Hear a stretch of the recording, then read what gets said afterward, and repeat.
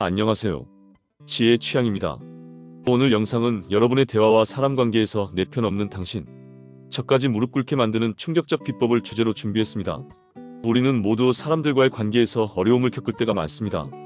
특히 자기 입장을 고수하는 사람들이나 때로는 명백한 적대감을 표현하는 사람들과 대화해야 할 때 어떻게 다가가야 할지 막막할 수 있죠. 그렇다면 적대적인 사람들조차 내 편으로 만들 수 있는 방법은 무엇일까요? 오늘은 이 질문을 철학자들과 역사적 인물들의 사례를 통해 풀어보려고 합니다. 여러분이 생각하는 것보다 훨씬 간단하고 효과적인 방법들이 숨어 있거든요. 그럼 시작해 볼게요. 먼저 우리가 적을 내 편으로 만들기 위한 첫 번째 방법은 바로 소크라테스의 대화법입니다. 소크라테스는 고대 그리스의 철학자로 그가 가장 유명한 이유 중 하나는 바로 소크라테스의 대화법입니다. 이 방법은 단순히 상대방의 의견을 반박하는 방식이 아니라 상대방이 스스로 생각하고 자발적으로 자신의 결론에 도달하게 하는 대화 기술입니다. 소크라테스의 대화법은 다음과 같습니다. 소크라테스는 논쟁 중 절대로 먼저 자기 의견을 말하지 않았습니다. 그는 상대방의 의견에 대해 철저히 질문을 던지며 상대가 자아내는 논리적 모순을 스스로 깨닫게 했죠. 중요한 점은 그가 상대방을 공격하지 않고 단지 질문을 통해 그들의 생각을 다시 돌아보게 했다는 점입니다. 예를 들어 만약 누군가 당신은 틀렸어 라고 주장한다면 소크라테스는 그렇다면 당신은 어떻게 생각하십니까? 또는 그 주장을 뒷받침하는 이유는 무엇인가요? 라고 질문을 던졌습니다. 이 질문을 통해 상대방은 자신의 생각을 더 명확히 표현해야 했고 그 과정에서 논리적 오류나 모순이 드러날 수 있었습니다. 이 방법의 핵심은 다음과 같습니다. 첫 번째, 질문을 통해 상대방이 스스로 논리적 결론에 도달하게 만든다. 두 번째, 비판적이지 않고 열린 마음으로 대화에 접근한다.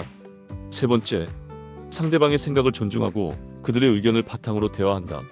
여러분이 비판적인 사람이나 자신과 의견이 다른 사람과 대화할 때 소크라테스처럼 질문을 통해 그들이 스스로 생각하고 깨달을 수 있도록 돕는 것이 중요합니다. 예를 들어 직장에서 동료가 어떤 일을 비판할 때 반박 대신 그들에게 질문을 던져보세요. 그렇게 생각하게 된 이유가 무엇인가요? 이 방법을 개선할 다른 방법은 없을까요? 이렇게 질문을 던짐으로써 상대는 자신의 주장을 더 명확하게 설명하려고 하며 그 과정에서 논리적인 결점을 발견하게 될 수도 있습니다. 두 번째로 이야기할 인물은 에이브러햄 링컨입니다. 링컨은 미국의 16대 대통령으로 국가를 분열해서 통합으로 이끈 지도자로 잘 알려져 있습니다. 특히 그는 정치적으로 대립하는 상대들과도 협력하며 상대방을 내 편으로 만드는 공감의 기술을 능숙하게 활용했습니다. 링컨은 정치적 라이벌이었던 사람들을 자기 내각에 임명하기도 했습니다. 그가 내각에 앉힌 사람들은 대부분 자신에게 반대했던 인물들이었죠. 하지만 링컨은 그들을 적으로 보지 않았습니다. 그는 그들의 능력과 강점을 인정하고 자신이 필요한 사람을 정확히 파악하여 협력의 자리를 마련했습니다. 링컨의 공감 전략으로는 다음과 같습니다. 첫 번째, 상대방의 강점을 인정하고 그 가치를 존중한다. 두 번째, 감정을 개입시키지 않고 논리적이고 현실적인 관점에서 협력한다. 세 번째, 비판을 개인적인 감정으로 받아들이지 않는다. 링컨의 사례 중 하나로 그가 첫 번째로 반대파 내각의 일원으로 지명한 사람은 윌리엄 H. 스워드라는 정치인이었습니다. 스워드는 링컨의 정치적 적수였지만 링컨은 그의 능력을 높이 평가하고 그를 국무장관으로 임명했습니다. 스워드는 처음에 자신을 반대했던 링컨에게 매우 불신했지만 결국 그의 리더십과 지혜를 인정하게 되었습니다. 여러분도 다음과 같이 따라해보세요. 첫 번째, 상대방의 강점을 인정하세요. 대화 중 상대방의 장점을 하나라도 찾아 칭찬하고 인정하는 것은 갈등을 줄이는 좋은 방법입니다. 예를 들어 비판적인 상사나 동료에게도 그 점에 대해 정말 잘 생각하셨네요. 그 부분에서 배울 점이 많습니다. 라고 말하면 상대는 더욱 긍정적인 태도를 취할 수 있습니다. 두 번째, 감정을 배제하고 논리적으로 협력하세요. 갈등 상황에서도 감정을 조절하고 상대방의 주장을 논리적으로 이해하고 반응하세요. 이렇게 하면 감정적 반응이 적고 보다 효과적인 협력이 가능합니다. 세 번째로 살펴볼 인물은 마하트마 간디입니다. 간디는 비폭력 운동을 이끈 지도자로 유명합니다. 그는 자신의 신념을 지키기 위해 싸우면서도 갈등 상황에서 비폭력적이고 평화적인 소통 방법을 사용했습니다. 간디는 영국과의 독립협상에서 항상 비폭력적 대화와 평화적 소통을 강조했습니다. 그는 언제나 감정적으로 반응하기보다는 논리적으로 상대방을 설득하려 했습니다. 간디의 소통법은 두 가지 중요한 원칙에 기반하고 있습니다. 감정을 조절하고 상대방을 존중하는 것입니다. 간디의 갈등 해결법으로는 다음과 같습니다. 첫 번째, 감정적으로 반응하지 않고 차분하게 대화를 이끌어간다. 두 번째, 상대방을 존중하고 그들의 입장을 이해하려고 노력한다. 세 번째, 평화적 방법으로 갈등을 해결한다. 여러분도 다음과 같이 따라해보세요. 첫 번째, 감정을 조절하세요.